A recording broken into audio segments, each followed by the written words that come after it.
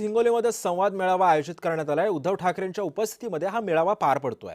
सोबतच बंडखोरी झाल्यानंतर प्रथमच उद्धव ठाकरे हिंगोलीमध्ये येत आहेत। त्यानिमित्तानं उभाठाच्या जिल्हा पदाधिकाऱ्यांसोबत आढावा सुद्धा घेतला। आमचे प्रतिनिधी श्रीधर वाळवंटे। 6 फुटीर खासदारांनी बंडखोरी केल्यानंतर उद्धव ठाकरे विदर्भ आणि मराठवाड्याच्या दौऱ्यावर येणार आहेत आणि हिंगोलीच्या महावीर भवन या ठिकाणी सभेचे आयोजनही करण्यात आलेले आहे। हिंगोलीमध्ये उद्धव ठाकरेंची सभा आयोजित करण्यात आली असून महावीर भवन या ठिकाणी सभेची जय्यत तयारी या ठिकाणी करण्यात आलेली आहे। आज सायंकाळी 4 वाजण्याच्या सुमारामध्ये उद्धव ठाकरे यांच्या होणाऱ्या सभेला जिल्हाभरातील पदाधिकारी आणि शिवसेना कार्यकर्त्यांनी सभेला उपस्थित राहण्याचे आवाहन जिल्हा प्रमुख संदेश देशमुख यांच्याकडून करण्यात आलेलं आहे।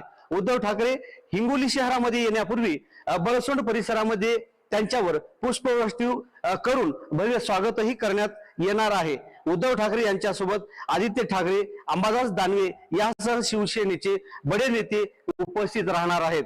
या 6 खासदारांनी बंडखोरी केल्यानंतर आज हिंगोलीच्या महावीर भवन या ठिकाणी सायंकाळी 4 वाजण्याच्या सुमारामध्ये सभा होणार आहे आणि या सभेच्या दरम्यान मध्ये उद्धव ठाकरे आता कोणती तोफ या ठिकाणी काढणार आहेत याकडे मात्र आता संपूर्ण मराठवाड्याचे लक्ष लागलेलं आहे। श्रीधर वाळवंटे, जय महाराष्ट्र न्यूज, हिंगोली।